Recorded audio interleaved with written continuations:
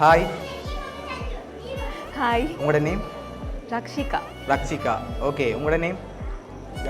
சரி, இன்றைக்கி உங்களோட ரெஜிஸ்ட்ரேஷன் சொல்லி உங்களுக்காக சர்ப்ரைஸாக கிஃப்ட்டுகள் வந்திருக்கு. சரியா? ஃபர்ஸ்ட் ஆஃப் ஆல் உங்களுக்காக விஷ் பண்ணி ஃப்ளவர் பொக்கே அனுப்பியிருக்காங்க. யாராக இருக்கலாம்?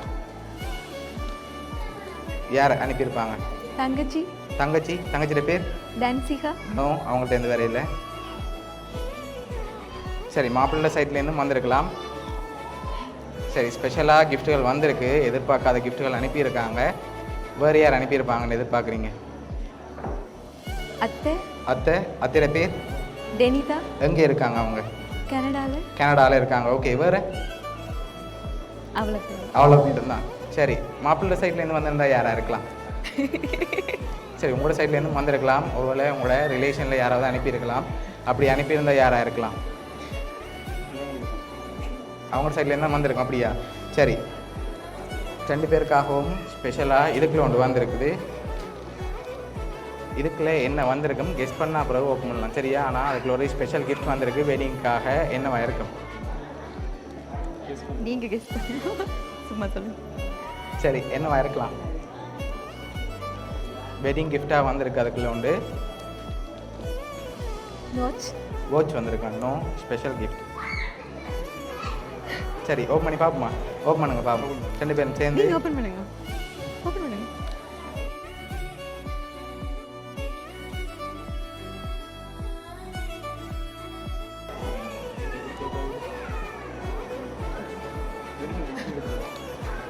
எடுங்க, ஃபுல்லாக வழியில் எடுங்க பார்ப்போம்.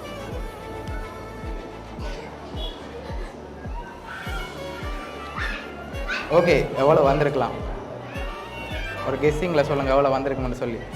5000 வந்திருக்குது, 1000லேயும் வந்திருக்குது. மேபி 50. அதை விட கூட வந்திருக்கு. எவ்வளோவா இருக்கலாம்?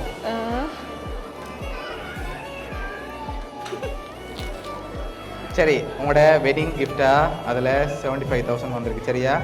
ஓகே, உங்களுக்காக வந்த அடுத்த கிஃப்ட்டை பார்க்க முதல் பெரும்பாலும் யாராக இருக்கலாம்? இவ்வளோ பெரிய ஸ்பெஷல் கிஃப்ட்டை அனுப்பியிருக்காங்க. யார் அனுப்பியிருப்பாங்க?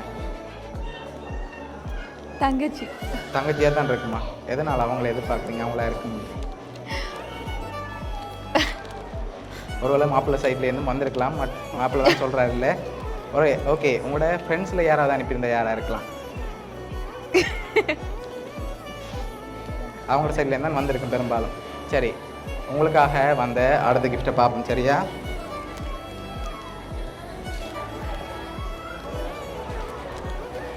ஓகே, 2 பேருக்காகவும் சாக்லேட் பாஸ்கெட் வந்திருக்குது.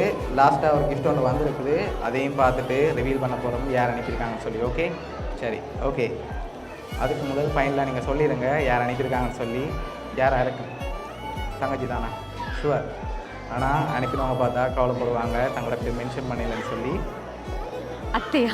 மேபி இருக்கலாம், ஆனால் நாங்கள் ஷுவராக சொல்ல மாட்டோம். உங்களுக்காக வந்த லாஸ்ட் கிஃப்ட்.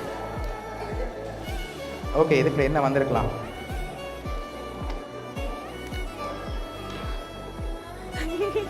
தெரியல. சரி, ஓப்பன் பண்ணுங்க பார்ப்போம். அதையும்